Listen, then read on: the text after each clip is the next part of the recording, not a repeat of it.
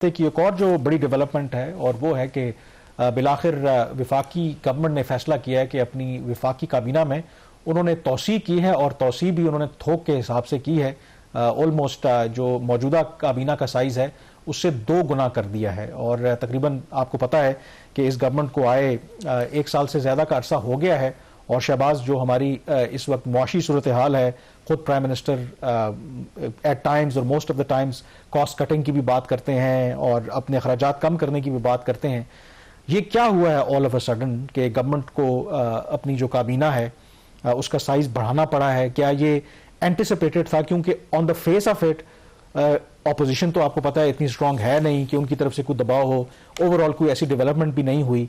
तो क्या ये सिर्फ जो अपने उनके इत्तेहादी हैं या पार्टी के अंदर नाराज अरकान हैं उनको अकोमोडेट करने की कोशिश है, या एक जेन्युइनली कोशिश है कि अब हुकूमत बड़ा अच्छा काम कर रही थी तो मजीद उन्हें नंबर्स की जरूरत है ताकि उस तरक्की की जो राह है तेजी से बढ़ा जाए उस तरफ?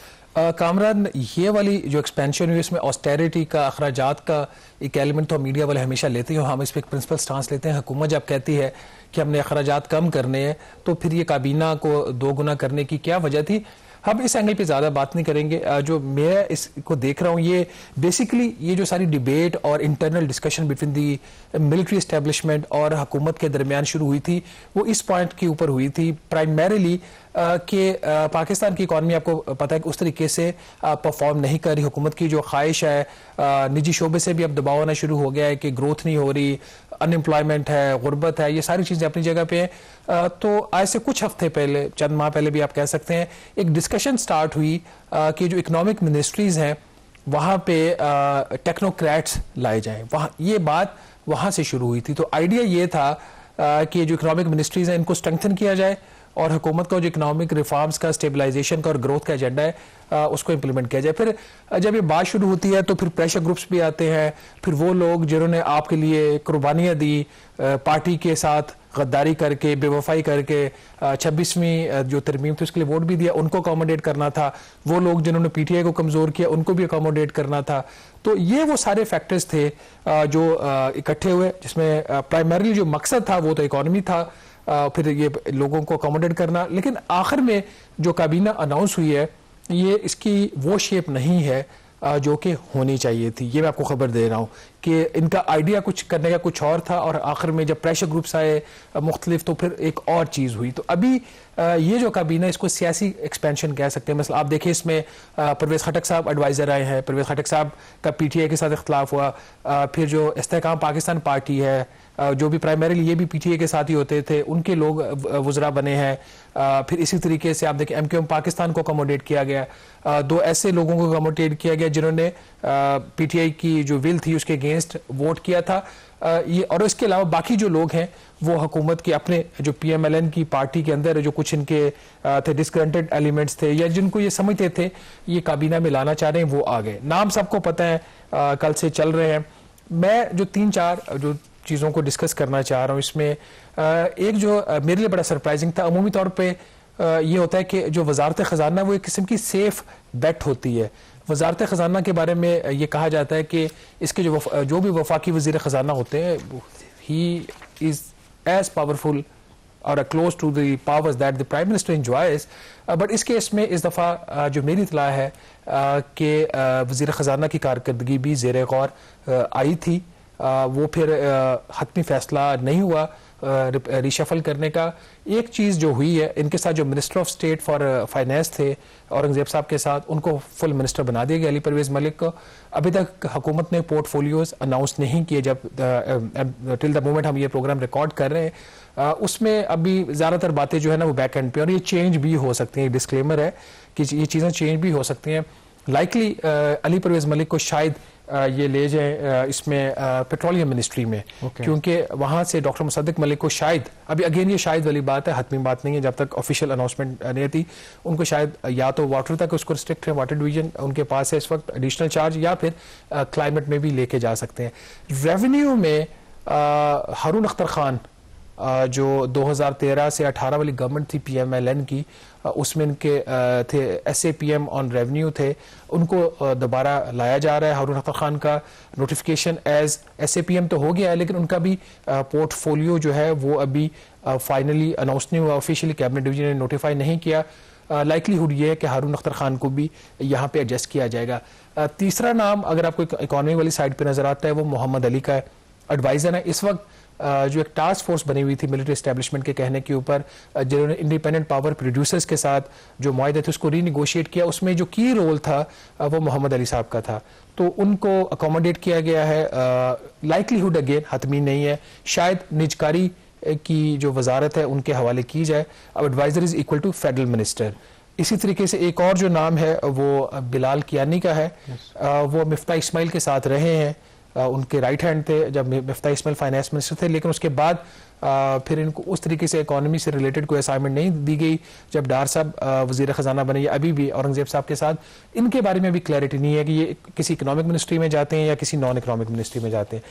इन 4 नामों के अलावा अगर बाकी आप नाम देखें तो आपको एज सच किसी भी किस्म के कोई उसमें वो लोग नजर नहीं आ रहे जो इकोनॉमी वाली साइड को स्ट्रेंथन करेंगे। एक जो चीज़ है जो अगेन गवर्नेंस से रिलेटेड है वो डॉक्टर तोकीर शाह का नाम है। उनको भी एडवाइजर का पोर्टफोलियो इन्होंने उनको दिया है, उनको एडवाइजर लगाया गया है।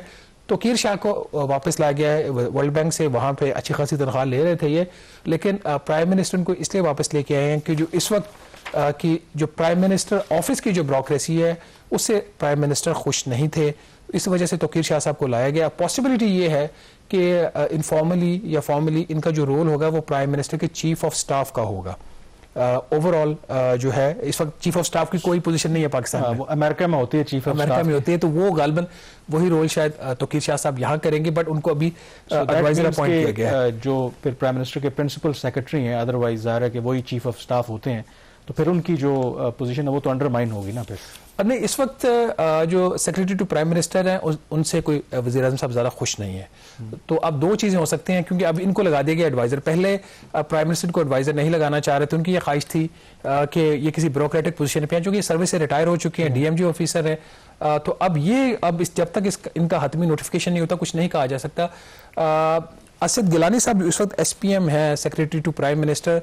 अब क्या उनको रिटेन किया जाएगा और ऊपर से एडवाइजर जो है वो चलाएंगे, क्योंकि वहां पे आहत खान चीमा पहले ही प्राइम मिनिस्टर के जो मामलात हैं, प्राइम मिनिस्टर हाउस के, काबीना से रिलेटेड जो चीज़ें, उनकी पॉलिसी रिलेटेड मैटर्स, अगर कोई 2-3 अगर शख्सियात इस गवर्नमेंट में पावरफुल हैं वज़ीर आज़म के बाद, एक तो इसाक डार साहब हैं और उसके बाद आहत खान चीमा साहब हैं, तो ये बड़े पावरफुल और गिवन जो क्लोज एसोसिएशन डॉक्टर तौकीर की भी रही है प्राइम मिनिस्टर शहबाज शरीफ के साथ, तो जो भी उनको पोर्टफोलियो मिलेगा तो देन ये भी जो आप समझ लेंगे जो किचन कैबिनेट होती है तो वो उन क्लोज तोकीर शाह साहब वापस आ गए, क्योंकि जो कंफर्ट लेवल उनका तोकीर शाह साहब के साथ माजी में रहा और अभी भी है प्राइम मिनिस्टर का, वो इसके अंदर एक बड़ा फैक्टर है। तो ये किचन अगर ये तकोन अगर आप बल्कि 4 लोगों की अगर वो टीम बनती है तो प्राइम मिनिस्टर, इसाक डार साहब, आहत खान चीमा साहब, तोकीर शाह, ये लोग हैं जो एक जो एक्चुअल करेंगे। लेकिन इसमें एक जो आपने हारून अख्तर साहब की वो बात की, ये पहले भी ज़रा FBR को देखते रहे हैं, सो अभी हमें पता नहीं है कि इनको क्या वो देते हैं चार्ज।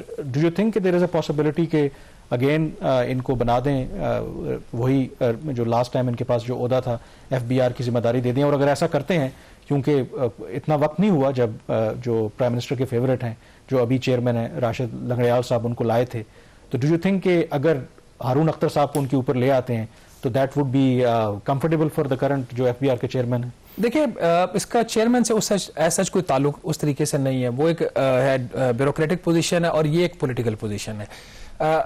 लाइकलीहुड यही बन रही है कि ये रेवेन्यू में ही आएंगे हारून अख्तर खान, या एक पॉसिबिलिटी हो सकती है कि इंडस्ट्री में चले जाएं, जिसके मुझे चांसेस कम लग रहे हैं। राशिद लंगड़ियाल जो है वो एज अ चेयरमैन अपना काम करते रहेंगे। जो पॉलिटिकल सगैसिटी है ना, इनकी जो विजडम है हारून अख्तर खान की, वो काफ़ी ज़्यादा है। उनको लाने की गालबन वजह भी यही होगी कि अब अगेन यहाँ पे एक सवाल है कि वज़ीर ख़जाना के होते हुए जिनको प्राइवेट सेक्टर से लाया गया था, फिर क्यों इनको एक और बंदा बाहर से लाना पड़ा? इसका मतलब है कि वहाँ पे कोई लेवल ऑफ डिससेटिस्फेक्शन है। मेरी इतला ये है कि एक प्रपोजल ज़रूर डिस्कस हुआ था कि जो रेवेन्यू डिवीजन है वो औरंगजेब साहब से वापस ले ली जाए। तो जराए के मुताबिक फिर औरंगजेब साहब ने इस चीज़ को रेजिस्ट किया कि नहीं, अगर रेवेन्यू ही वापस ले लिया तो फिर पीछे बचता कुछ नहीं है, क्योंकि इकोनॉमिक अफेयर्स डिवीजन पहले उनसे वापस लेके आद खान चीमा साहब को दे दी गई थी। तो इसलिए फिर एग्रीमेंट, अगर ये रेवेन्यू डिवीजन सेपरेट होती तो फिर अली परवेज मलिक ने आना था फेडरल मिनिस्टर फॉर रेवेन्यू। अब उनको अगर पॉसिबिलिटी है कि शायद वो जा रहे हैं पेट्रोलियम में, तो उस केस में फिर यहाँ पे हारून अख्तर जो पॉलिटिकल साइड देखेंगे और राशिद लंगड़ियाल जो हैं वो अपनी जो है इकोनॉमी की जो अपनी ओवरऑल जो ऑपरेशनल मैटर्स हैं उनके ऊपर देखेंगे। इसमें भी फर्दर कुछ चेंजेस एक्सपेक्टेड है अगले 3 से 4 माह में, फौरी नहीं। अब एक सीक्वेंस चलेगा, चूंकि वहां से तुकीर शाह साहब अगर वापस आते हैं तो उस सूरत में उनको भी किसी ने वहां पे उनकी जो जगह खाली हुई है पाकिस्तान की पोजीशन एग्जीक्यूटिव डायरेक्टर की और अल्टरनेट एग्जीक्यूटिव डायरेक्टर की, उसको भी फिल करना है। तो उसमें अगर काजिम नियाज चले जाते हैं तो फिर एक तो उधर चले गए। फिर एक हमारी पोजीशन जो मनीला में है एशियन डेवलपमेंट बैंक के अंदर एग्जीक्यूटिव डायरेक्टर की, वो खाली हो रही है जून में। तो नाज़रीन एक पॉसिबिलिटी ये भी हो सकती है कि सेक्रेटरी फाइनेंस जो है वो अगर एडीबी में चले जाते हैं मनीला में, तो फिर उनकी जगह पे सेक्रेटरी फाइनेंस की जगह पे राशिद लंगड़ियाल भी जा सकते हैं। पर ये कुछ पॉलिटिकल चीज़ें हैं और ये अभी आने वाले दिनों में इसमें पता चलेगा। लेकिन इसी हवाले से फर्दर हम डिस्कशन करेंगे कि क्या डुअल नेशनल्स के लिए कोई मजीद रोल उनको दिया जा रहा है या नहीं, इसके ऊपर बात करेंगे छोटी सी ब्रेक के बाद।